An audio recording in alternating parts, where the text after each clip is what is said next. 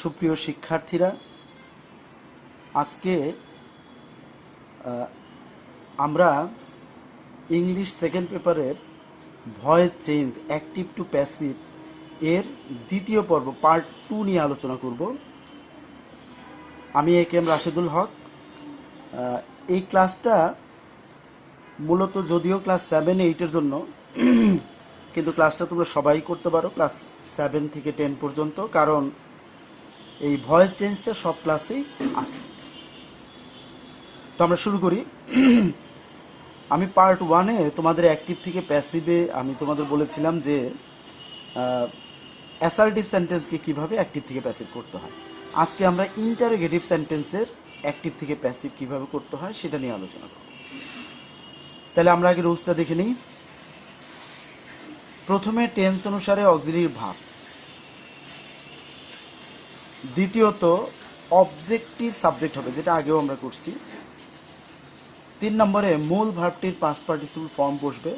4 নম্বর by বসবে। 5 নম্বর সাবজেক্টের object হবে।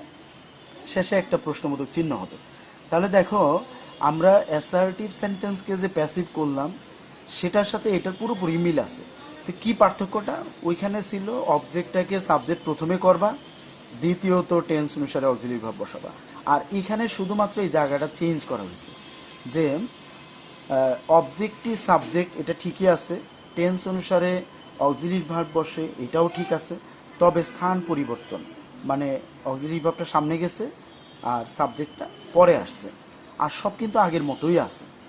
তাহলে আমরা অ্যাকচুয়ালি কি বলতে পারি যে অ্যাসার্টিভ সেন্টেন্সের প্যাসিভ করা আর ইন্টারোগেটিভ সেন্টেন্সের প্যাসিভ করা মূলত একই, শুধুমাত্র অক্সিলিয়ারি ভার্বটা একটু সামনে লিখতে হয়।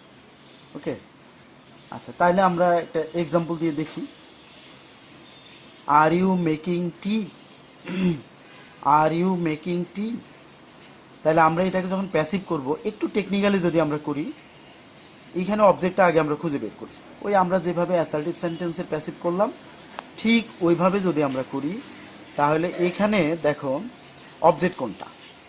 অবজেক্ট হচ্ছে টি। তাহলে অবজেক্টটাকে যদি আমরা সাবজেক্ট করে আনি, তাহলে টি আনলাম। এরপরে দেখো টেন্সটা দেখো, অ্যামিজার আছে, ভার্বের সাথে আইএনজি আছে। তাহলে এটা কি টেন্স? Present continuous. তাহলে প্রেজেন্ট কন্টিনিউয়াসে কি কি অক্সিলিয়ারি ভার্ব বসে? ওইখানে একটা লিস্টে আমরা লিখছিলাম am being, is being, are being. তাহলে টি এর সাথে কি বসবে? Is being. তাহলে দেখো, এই যে ইজটা লিখলাম, এই যে বিং লিখলাম। তাহলে ইজটা কেন সামনে লিখলাম? ওই যে ইন্টারোগেটিভ সেন্টেন্স হওয়ার কারণে। তাহলে ইন্টারোগেটিভ সেন্টেন্স হইলে অক্সিলিয়ারি ভার্বটাকে সামনে লিখতে হয়, আমরা এই জন্য ইজটাকে সামনে লিখছি। আর অ্যাসার্টিভ সেন্টেন্স আমরা কিভাবে লিখতাম? টি ইজ বিং, আর এখানে আমরা লিখতেছি কি? Is tea being. তারপরে হলো মূল ভার্বের পাস্ট পার্টিসিপল ফর্ম, এই যে দেখো মূল ভার্বের পাস্ট পার্টিসিপল ফর্ম দিয়ে দিলাম, মেড, মেক, মেড, মেড। তারপরে আমরা কি লিখলাম? বাই। তারপর সাবজেক্টটা অবজেক্ট, এই যে সাবজেক্ট দেখো ইউ, সরি, তাহলে এখানে subject you. Okay, is tea being made by you. আরেকটা এক্সাম্পল দেখো, have you learned your lesson? আচ্ছা, এইখানে অবজেক্ট কোনটা? Your lesson. তাহলে অবজেক্টটাকে আমরা সাবজেক্ট করে আনলাম, ইয়োর লেসন। এবার টেন্সটা দেখো, হ্যাভ হ্যাজ আছে, ভার্বের পাস্ট পার্টিসিপল ফর্ম আছে, তাহলে এটা কি টেন্স? এটা প্রেজেন্ট পারফেক্ট টেন্স। তাহলে প্রেজেন্ট পারফেক্ট টেন্সে অক্সিলিয়ারি ভার্ব কি হয় জানো? আমরা যদি ওই লিস্টার কথা একটু মনে করি, তাহলে ওইখানে আমরা দেখব যে হ্যাভ বা হ্যাজ এবং ভার্বের পাস্ট পার্টিসিপল ফর্ম থাকলে এটা প্রেজেন্ট পারফেক্ট টেন্স হয়। তাহলে প্রেজেন্ট পারফেক্ট টেন্সের অক্সিলিয়ারি ভার্বটা কি? ওই লিস্টে আছে দেখো, হ্যাভ বিন অথবা হ্যাজ বিন। তাহলে দেখো, এই যে আমরা লিখলাম ইয়োর লেসন, সাবজেক্ট। এবার টেন্স অনুসারে অক্সিলিয়ারি ভার্ব হলো হ্যাভ বিন অথবা হ্যাজ বিন। ইয়োর লেসনের সাথে আমরা হ্যাজ বিন লিখবো। তো হ্যাজটা আগে লিখলাম, কেন আগে লিখলাম? ওই যে ইন্টারোগেটিভ সেন্টেন্স হওয়ার কারণে। এরপরে বিন, তাহলে এই যে অবজেক্টটা সাবজেক্ট করলাম, ইয়োর লেসন হ্যাজ বিন। তারপরে কি লিখবো আমরা? মূল ভার্বের past participle, learn, learned, learned, এই যে পাস্ট পার্টিসিপল হলো। এরপরে বাই লিখবো, এবার সাবজেক্টটাকে অবজেক্ট করে দেবো। ওকে, ঠিক আছে। তাহলে অ্যাসার্টিভ এবং ইন্টারোগেটিভ সেন্টেন্সের অ্যাক্টিভ থেকে প্যাসিভ মূলত একই, তবে শুধুমাত্র অক্সিলারি ভার্বটা নিয়ম অনুযায়ী এটাকে সাবজেক্টের আগে লিখতে হবে। আচ্ছা, আমরা এবারে দেখো আরও এক্সাম্পল দিই। ক্যান ইউ ড্রাইভ এ কার? তাহলে এখানে দেখো অবজেক্ট হচ্ছে এ কার, এটাকে আমরা সাবজেক্ট করে আনলাম এ কার। আচ্ছা, তারপর দেখো এটা ক্যান আছে, আমরা জানি মডেলস থাকলে মডেলসের সাথে একটা বি যোগ হয়, তাহলে ক্যান আছে, তাহলে কি হবে অক্সিলারি ভার্ব? Can be. তাহলে এখন দেখো এ কার ক্যান বি, ক্যানটা কিন্তু আগে লিখতে হবে কারণ ইন্টারোগেটিভ সেন্টেন্স। এরপরে ভার্বের past participle form is a drive, drove, driven, তারপর বাই, এবার সাবজেক্ট অবজেক্ট হলো। Can a car be driven by you? Do they play cricket in the field?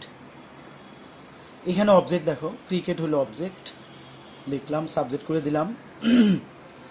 এবার এইটা টেন্স দেখো, present indefinite, do they play, তার মানে এটা present indefinite tense.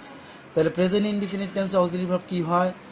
আমরা আগের ক্লাসে যে লিস্টটা লিখলাম সেই লিস্টে তোমরা দেখো অ্যাম, ইজ, আর। তাহলে ক্রিকেট ইজ, অ্যাম ইজ আর থেকে একটা আসবে, তার মানে ইজ। তাহলে ইজটা কোথায় লিখবো? সামনে। তাহলে ইজ ক্রিকেট। তারপরে 3 নম্বর আমার কাজটা কি? ভার্বের past participle, play, played, played, এই যে ভার্বের পাস্ট পার্টিসিপল। তারপরে এই যে ইন দ্য ফিল্ড আমরা লিখে দিলাম, এটা মানে অতিরিক্ত অংশ।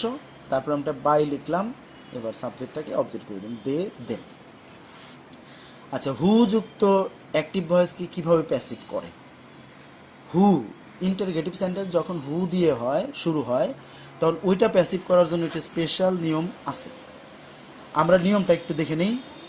প্রথমে লিখব বাই হোম, তারপর টেন্স অনুসারে অক্সিলারি ভার্ব, তারপরে অবজেক্টটির সাবজেক্ট হবে, তারপর ভার্বের পাস্ট পার্টিসিপল ফর্ম, আমি 3টা দাগ দিলাম, তার মানে ভার্ব 3, তার মানে পাস্ট পার্টিসিপল, তারপর বাকি অংশ, শেষে একটা কোশ্চেন মার্ক। আমরা এক্সাম্পল দিয়ে দেখি। Who broke the glass? তাহলে হু আমরা কি লিখবো? প্রথমে দেখো বাই হোম, তাহলে হু এর জায়গাতে আমরা কি লিখলাম? By home. এবার আমরা টেন্স অনুসারে অক্সিলারি, কিন্তু আমরা আগে কি করব? সাবজেক্টটা লিখে নিব, এই জায়গায় একটু জায়গা রাখা সাবজেক্টটা লিখে নিব। অবজেক্টটা হচ্ছে কি? দ্য গ্লাস, তাহলে আমরা সাবজেক্ট কি করব? The glass. এই যে অবজেক্টটা সাবজেক্ট হলো। এবার দেখো এটা কোন টেন্স? ব্রেক, ব্রোক, তার মানে পাস্ট ইনডিফিনিট টেন্স। তো পাস্ট ইনডিফিনিট টেন্সের অক্সিলারি ভার্ব হলো কি? ওয়াজ, ওয়্যার। তাহলে দ্য গ্লাসের সাথে কি বসবে? ওয়াজ। তাহলে ওয়াজটা লিখতে হবে কিন্তু আগে, সাবজেক্টের আগে, যেহেতু ইন্টারোগেটিভ সেন্টেন্স। তাহলে by whom was the glass. এরপরে আমরা কি লিখবো? ভার্বের past participle, break, broke, broken. Okay, next imperative sentence. বাক্যের প্রথমে যদি মেইন ভার্ব থাকে, অথবা বাক্যের প্রথমে যদি ডু নট তারপর মেইন ভার্ব থাকে, তাহলে ওই সেন্টেন্সটাকে বলা হয় ইম্পারেটিভ সেন্টেন্স। এই সেন্টেন্সগুলোতে সাবজেক্ট থাকে না। ওকে, তো প্যাসিভ করার নিয়ম দেখো, এই ইম্পারেটিভ সেন্টেন্সগুলো, এগুলোতে সাবজেক্ট থাকে না, প্রথমে মেইন ভার্ব অথবা do not plus main verb থাকে। তাহলে প্রথমে আমরা লেট লিখব, আর ডু নট দিয়ে যে বাক্যগুলো শুরু হয় সেটা লেটের পর নট লিখব। তাহলে শুধু মেইন ভার্ব দিয়ে শুরু হলে আমরা লেট দিয়ে শুরু করব, আর যদি do not plus main verb দিয়ে শুরু হয় তাহলে আমরা লেট নট দিয়ে শুরু করব। এরপরে অবজেক্টটার সাবজেক্ট করতে হবে, তারপর একটা বি লিখব, তারপরে ভার্বের পাস্ট পার্টিসিপল ফর্ম, তারপরে বাকি অংশ। আচ্ছা, আমরা এক্সাম্পল দিয়ে দেখি।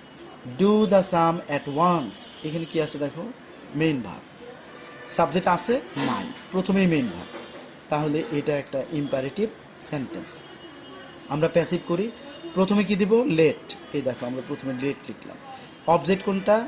দ্য সাম, এই যে লিখলাম দ্য সাম। এরপরে কি লিখবো? বি, তাহলে দেখো বি। তারপরে কি লিখবো? ভার্বের পাস্ট পার্টিসিপল, ডু, ডিড, ডান, এই যে ভার্বের পাস্ট পার্টিসিপল। এরপর বাকি অংশ কি আছে? At once, let the sum be done at once. এরপরে দেখো take care of your health, তাহলে এইখানে আমরা প্রথমে লেট লিখবো, দেখলাম লেট। তারপর অবজেক্ট কোনটা? Your health, your health. তারপরে কি করবো? বি, এই যে লিখলাম be, let your health be. এরপরে ভার্বের past participle, take, took, taken, ভার্বের পাস্ট পার্টিসিপল। এরপরে বাকি অংশ care of. Let your health be taken care of. এবার ডু নট দিয়ে আমরা একটা দেখি, এই যে ডু নট দিয়ে যেটা আমরা প্রথমে বলছিলাম, do not laugh at a lame. আচ্ছা এটা দেখো, তাহলে ডু নট দিয়ে শুরু হলে আমরা এখানে বলছিলাম কিন্তু লেটের পর একটা নট দিয়ে আমার শুরু করতে হবে প্যাসিভ। তাহলে do not laugh at a lame আমরা কি করলাম, লেট নট, লেট নট দিয়ে শুরু করলাম, তারপরে অবজেক্টটাকে সাবজেক্ট করলাম এ লেম, এরপর একটা বি বসাইলাম, তারপরে কি করব, ভার্বের পাস্ট পার্টিসিপল। হ্যাঁ, ভার্ব হলো কি লাফ, তাহলে লাফের পাস্ট পার্টিসিপল কি হবে, লাফট, LAUGHED, লাফট, তারপর কি বাকি রইল, অ্যাট। তাহলে let not a lame be laughed at, তাহলে এটা প্যাসিভ হয়ে গেল। তাহলে আমরা মোটামুটি অ্যাক্টিভ থেকে প্যাসিভ, অ্যাসার্টিভ, ইন্টারোগেটিভ এবং ইম্পারেটিভ সেন্টেন্সের অ্যাক্টিভ থেকে প্যাসিভের রুলসগুলো এবং আমরা এক্সাম্পল সহ এগুলো একটু বোঝার চেষ্টা করলাম। আমার মনে হয় তোমরা সবাই ব্যাপারগুলো ক্লিয়ার বুঝতে পারছো। আর এরপরেও কারো কোনো প্রশ্ন থাকলে তোমরা কমেন্টস বক্সে কমেন্ট করতে পারো। আর এরপরে আমরা পরের ক্লাসটাতে আমরা প্যাসিভ ভয়েসকে কীভাবে অ্যাক্টিভ করতে হয় সেটা নিয়ে আলোচনা করব আগামী ক্লাসে ইনশাল্লাহ। ততক্ষণ পর্যন্ত ভালো থাকো। Thank you very much.